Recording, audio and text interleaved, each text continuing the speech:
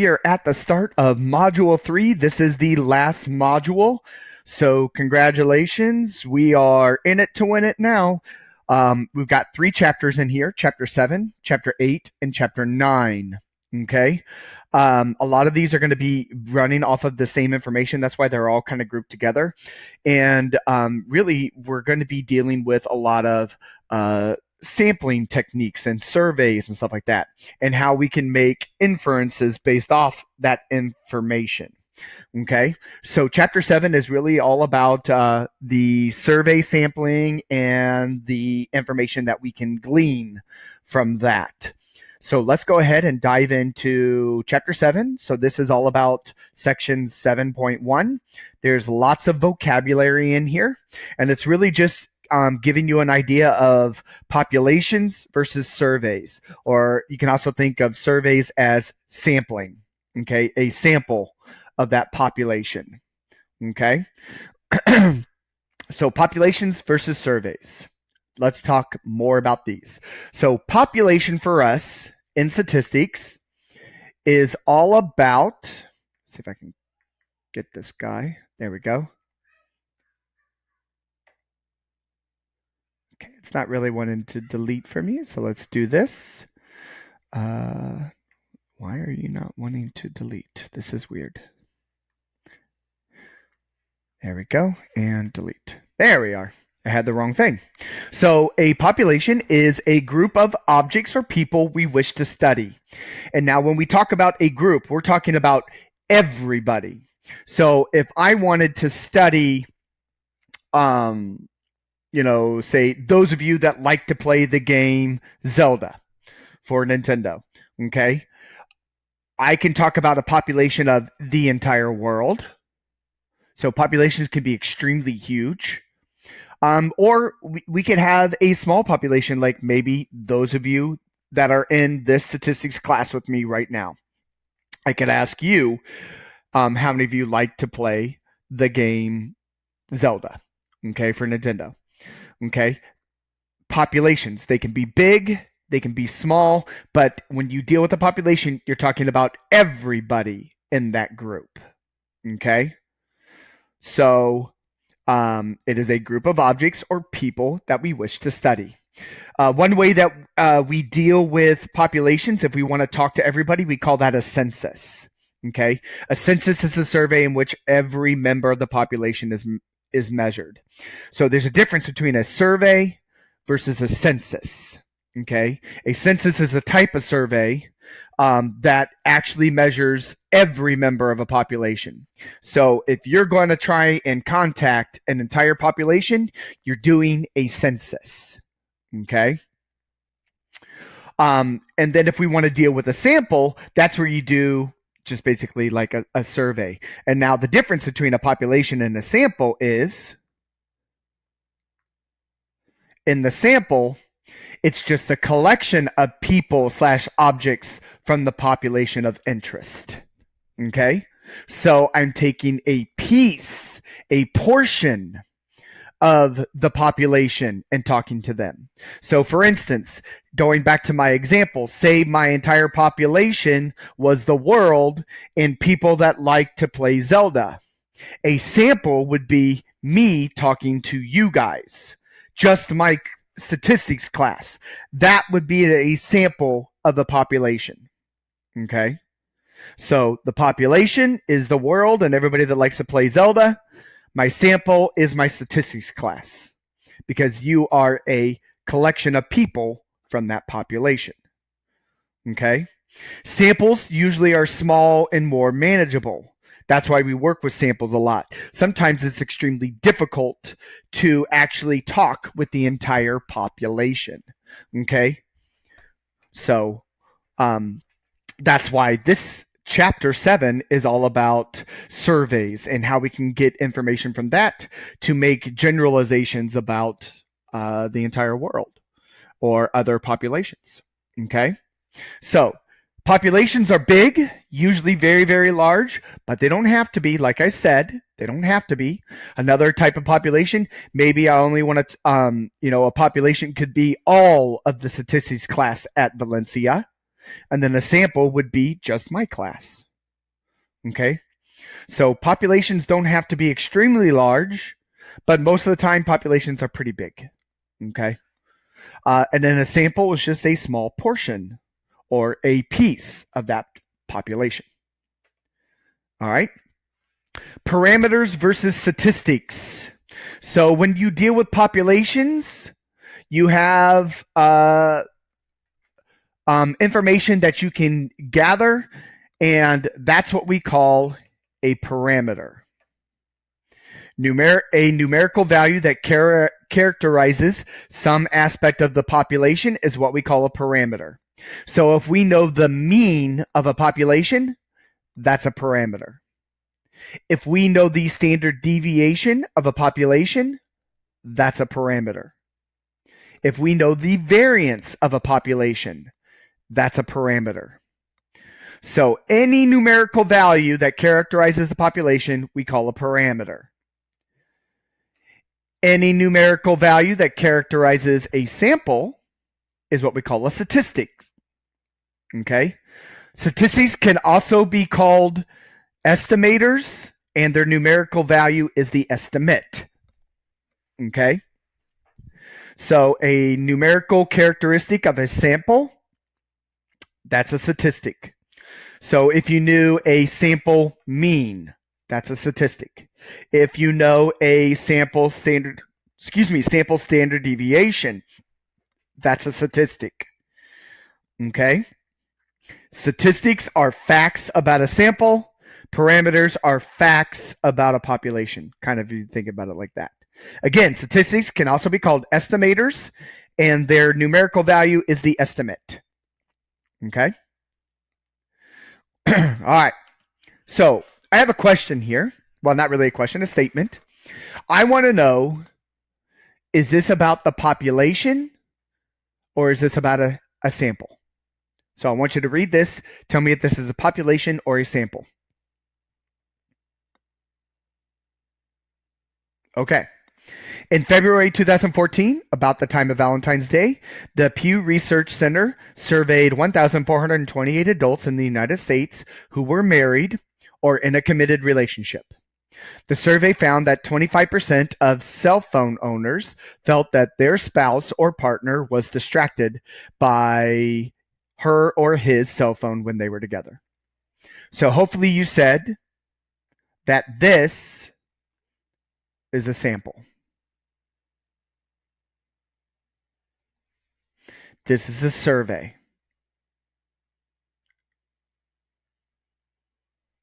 Okay. Reason being, I mean, you can kind of see it right here. It says surveyed these people. Now, if you think about this, how come this isn't a population? Well, if this was a population, then that means you're telling me there are only 1,428 adults in the U.S. that are married or in a committed relationship. Only 1,428, no more. And that's not true. So that's how I know that this is definitely a sample, because there are more than 1,428 adults in the United States who are married or in a committed relationship. Okay? So then this 25% they found right here, I want you to answer this now. Is that a parameter or is that a statistic? Okay. So hopefully for that one, you said that that was a statistic. I don't know why I put an A there.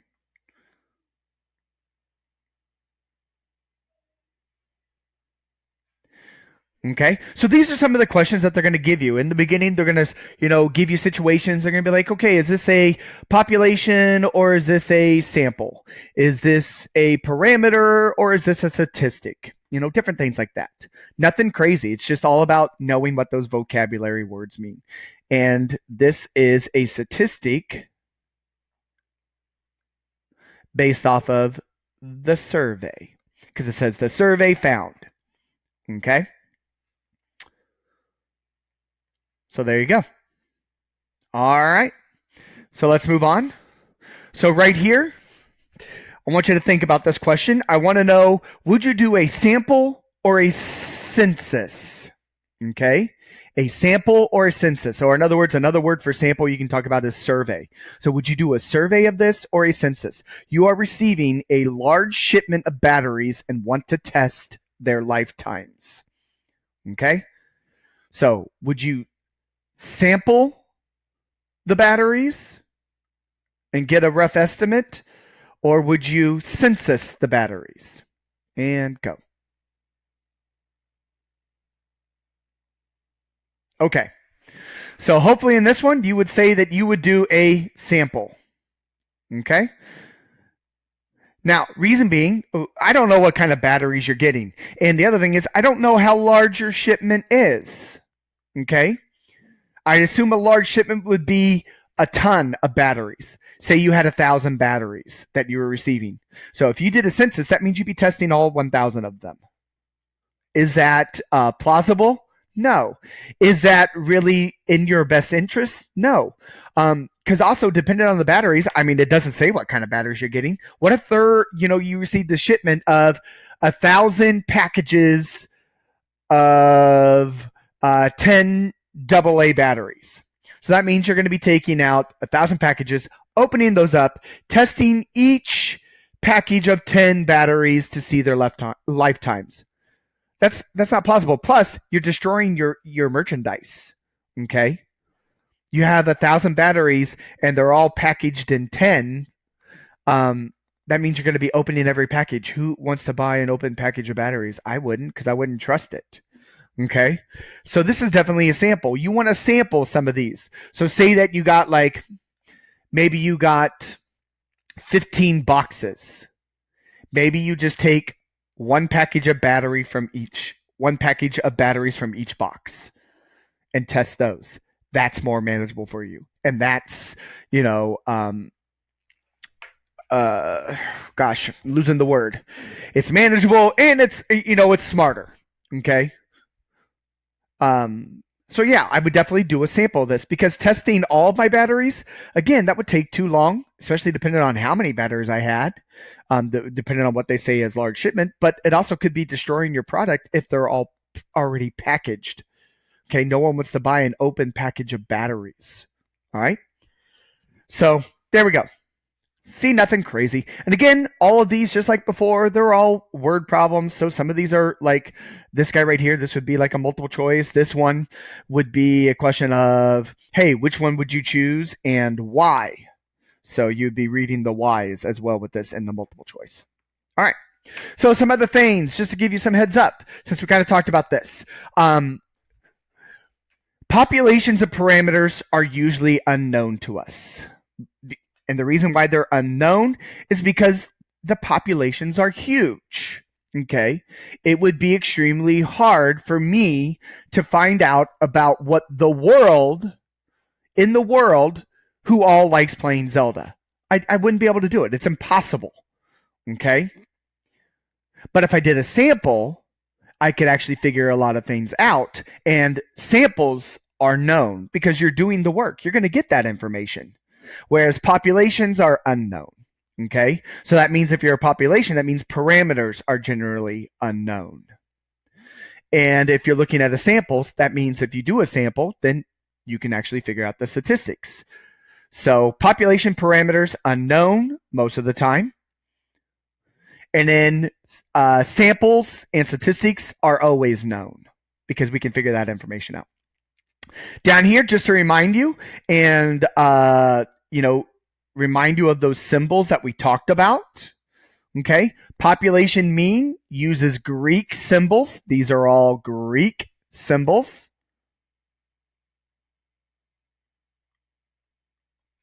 Okay, so whenever we're talking about parameters, we're going to use Greek symbols. Notice that when we talk about statistics, we're going to use English letters.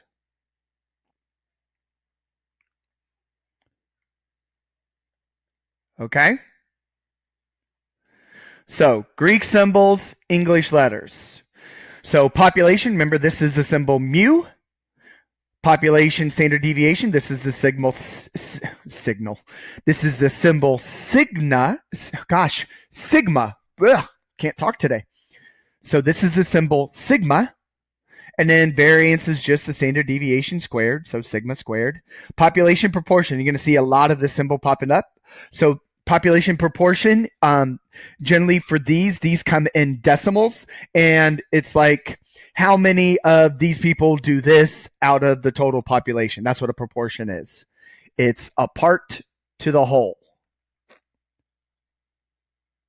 like a fraction. Part to the total. Okay? Same thing over here. This is part to the total. Like, for instance, flipping a coin and landing on heads. There's only one way to get head on the coin, and there are two total outcomes. That's a proportion. 1 out of 2, which is 0.5. And we always report proportions, unless otherwise told, as decimals. Okay? So that's kind of an idea there of what a proportion is for us. And again, it's just a little fraction turned into a decimal.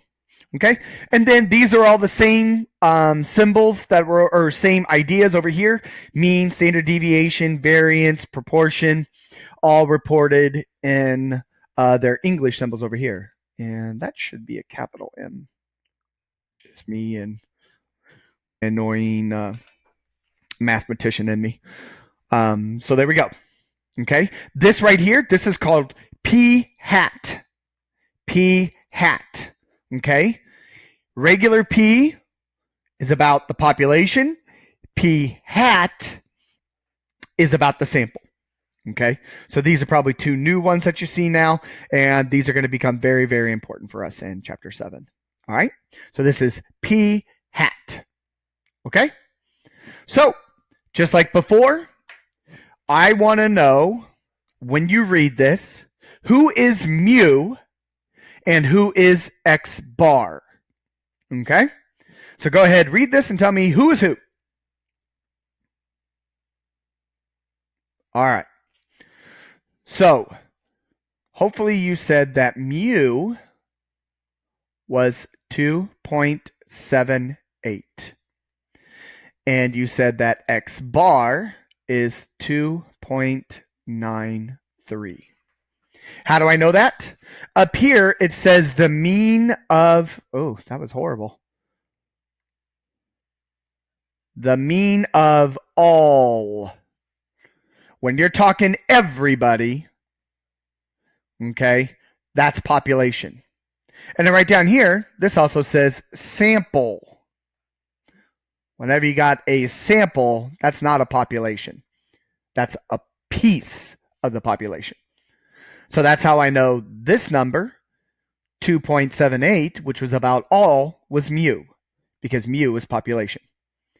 And sample of the 2.93, that's your x bar, because x bar, remember, means sample mean. Okay? And also, you see the word sample and mean in the same sentence. All right. See, nothing crazy. We're not doing anything. Last thing that they talk about in 7.1 is what we call bias. Okay. So when we do surveys, we have to be extremely careful of bias. Okay. Bias, what it is just the tendency to produce untrue values. Okay.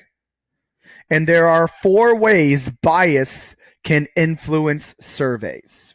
All right. So there are 4 types of bias that we have to watch out for. All right. So let's talk about these bias. So the first one is what we call sampling bias. It's not representative of the population.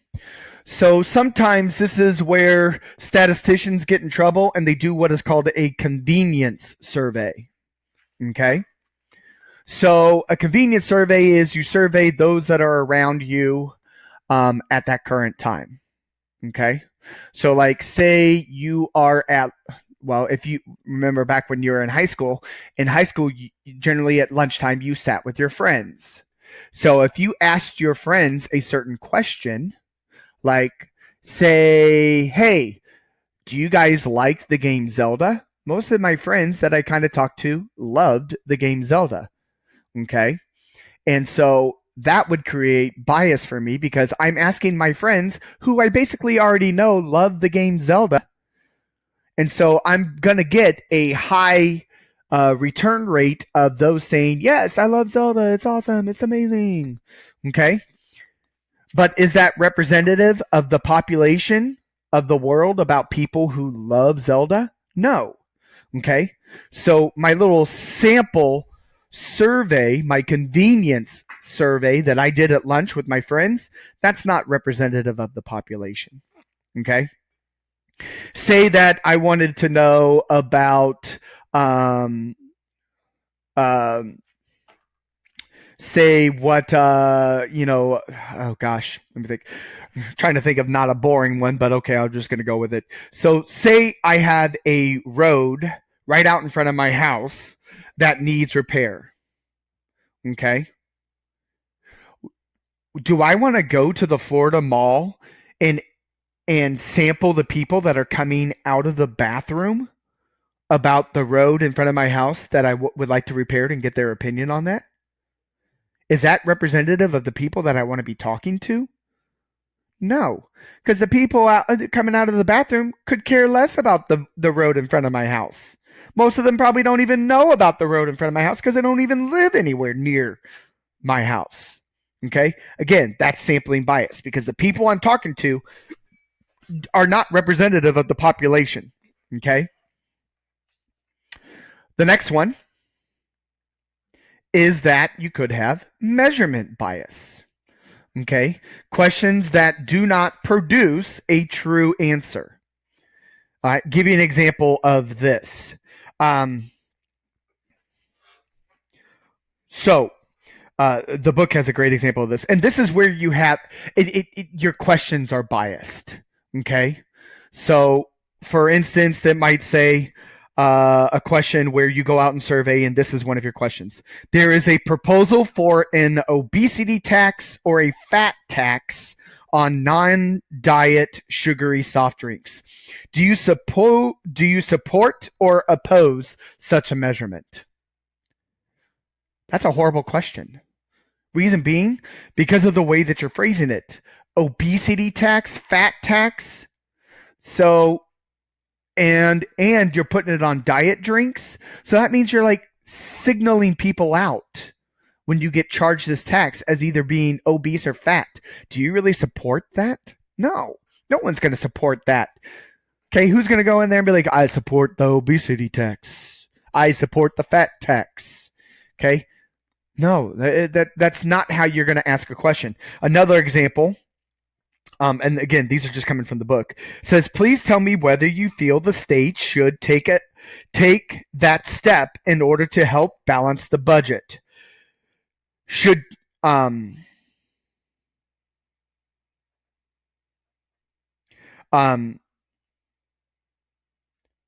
choices are should seriously consider it, should consider it only as a last resort, or should definitely not consider taking that step. Please know that imposing a new 18% tax on sodas or other soft drinks containing sugars would also reduce childhood obesity. So you see how that last sentence definitely has now kind of swayed your answer, or hopefully swayed your answer a little bit. Should they consider helping to balance the budget by imposing a new tax? Okay, that helps reduce childhood obesity. Who wouldn't want to really help that? Okay, so again, measurement bias all comes from the way that you're asking the question because it's going to sway the response. Another example just right here. You need to be careful on questions like, who do you like best? UCF or FSU? See how I even said that? So the way that I ask the question is going to produce a measurement bias. Who do you like best? UCF or FSU. Okay? Sometimes when you ask questions like, who do you like best? Generally, subconsciously, we put our best choice first, and then we go down from there. Okay? So even subconsciously, you're creating, question bias, which is measurement bias. It's going to produce an untrue answer. Also, the way that I was saying it, my voice was bright and hopeful when I said UCF, and then it was sad and somber when I said FSU. Okay. Again, questions that do not produce a true answer is what we call measurement bias. So, other things. Please know that statistics can and are naturally biased in and of themselves. Okay? So some statistics are naturally biased. For example, okay, and this is the book example. They don't go much into this one. But if you're using the statistics 10 times X bar, so in other words, I'm taking the mean and multiplying it by 10.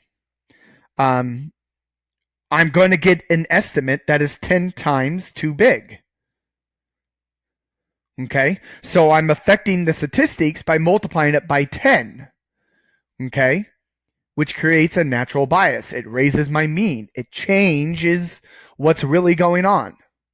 Okay, so some statistics are naturally biased, but more often than not, these are the two that are really creating a lot of the bias.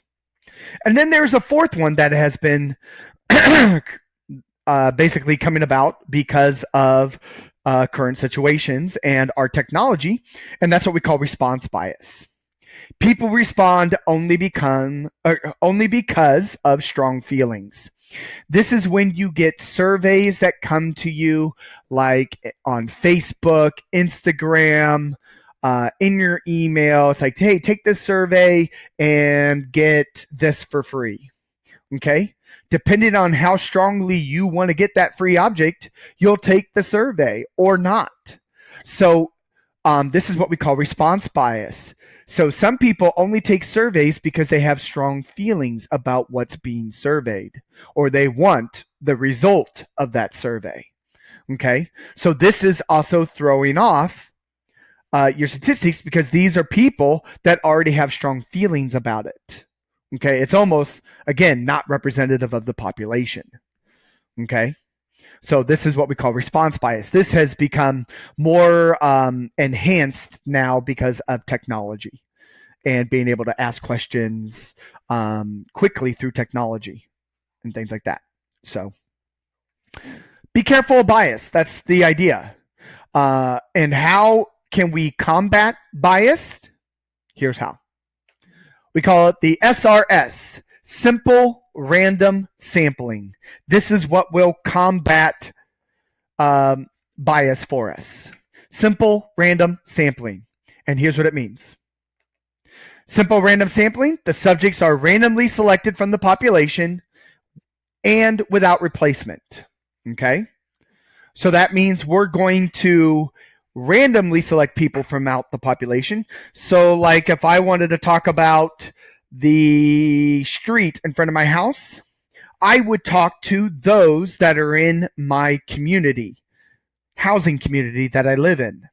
And I would randomly select homeowners in this community. Okay? Now, without replacement means that I can't pick someone more than once. Or, okay? That's what without replacement means. Like, for instance, just to give you an example, and if you are choosing a card or 5 cards from a deck, okay, you're going to pick 5 cards. The moment I draw one card, it's not going back in the deck. That's without replacement. Okay, that's what that means. So the moment I draw one card, I can't draw that card again. Okay, the moment I pick one homeowner, I'm not going to pick anybody else from that home. Okay, because I've already selected that home. That's without replacement. So again, the subjects are randomly selected from the population, and it's without replacement. Like jury duty. You are randomly selected from out all of Osceola. Now, granted, you can be picked again later on, but it's after a certain amount of time. Okay? So jury duty is simple random sampling if you only had to do it once. Everyone gets selected once. Okay? All right. So sometimes to help us with random sampling is that we can give people numbers. Say I had 5 friends and I had to choose 2 of them. Okay? So my friends, since I have 5 of them, and you're going to kind of see an example of this. Friend 1, friend 2, friend 3, friend 4, friend 5. See how I numbered them? So I can use what we call a random number table to help me select friends. Okay? And there's a lot of cool things that you can do with this random number table. This is just a small portion of the random number table that I have provided you in the notes. Okay, it's out there. And it's just a table of randomly generated numbers. This is what we call line 1. They're grouped in 5s, and you just go from there. And you don't have to start at line 1. You can start at any line you want. So say I wanted to start at line 3, group number 2. And I'm only going to select 2 friends. 1, 2, 3, 4, 5. And I'm going to do this randomly because I'm going to start at line 3 and group 2. Okay? So I'm going to start right here. 4. So that means the first friend I'm going to take with me is 4 because that's that number. 0 is not a part of my group, so I skip it. 6 is not a part of my group. The next number I come to is 5. So these are the 2 friends I'm going to pick with me. Okay? See, it was random. I didn't know what I was going to get. Okay? If I had come to the number 5 again, or let's say the number 4, say this number right here was a 4 again. So since I've already selected 4 once, this is what we call without replacement. I don't worry about that 4 and I keep moving on. So 0, nope. 7, nope, not in my group. 0 is not in my group. 2, oh. Then if that was a 4, I would have selected 2 as my second friend to go with me. Okay? So a random number table can help you with picking people. Lots of ways that you can use a random number table. Which, speaking of which, that's what this problem right here is for. And this is exactly one of the problems that you're going to see in your assignment, okay? It says you need to select a random or a simple random sample of 4 from 8 friends who will participate in a survey. Assume the friends are numbered 1, 2, 3, 4, 5, 6, 7, 8. Select 4 friends using 2 lines of numbers in the next column from a random simple table. Read off each digit, skip any digit not assigned, like I showed you a second ago. The sampling is without replacement, so we cannot select a person twice. And then jot down the numbers. Again, they've already shown us the first person that was chosen. 7. Find me the other 3. Okay? And go. Okay. So, 7. There's no 0. The next one is 3. Okay? We can't choose 3 again because we've already chosen them. We've already chosen 7. The next one after that is 5. And then 2. There are the friends that are going to take my survey. 7, 3, 5, and 2. And that's what 7.1 is all about. Just some basic information about populations and surveys, and getting you primed for what's to come. Enjoy and have fun.